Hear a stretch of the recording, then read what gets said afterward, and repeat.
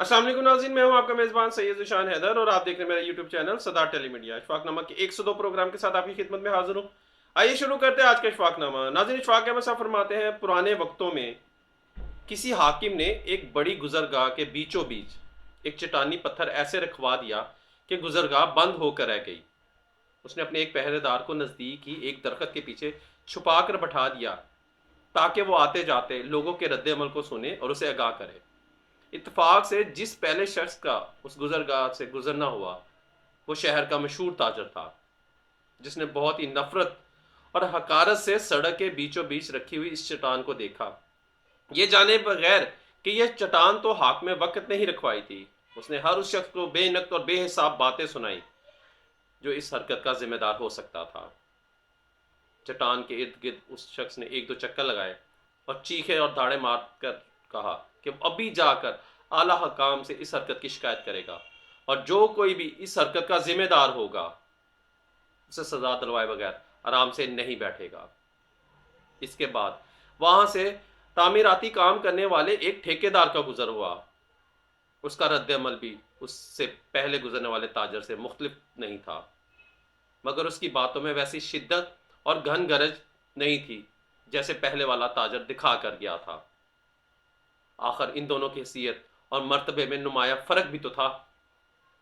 इसके बाद वहां से तीन ऐसे दोस्तों का गुजर हुआ जो अभी तक जिंदगी में अपनी जाती पहचान नहीं बना पाए थे और काम काज की तलाश में निकले हुए थे कि उन्हें कोई काम मिल जाए।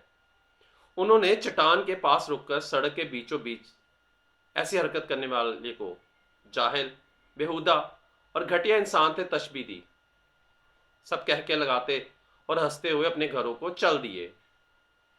इसी तरह मुख्तलिफ लोग गुजरते रहे और पत्थर को रखने वाले हुक्मरानों को बुरा भला कहते रहे।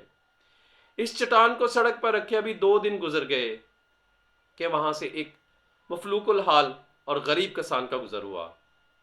कोई शिकवा किए बगैर जो बात इसके दिल में आई वो वहां से गुजरने वालों की तकलीफ का एहसास था और वो ये चाहता था कि किसी तरह ये पत्थर वहां से हटा दिया जाए ताकि तमाम लोग आसानी से गुजर जाएं।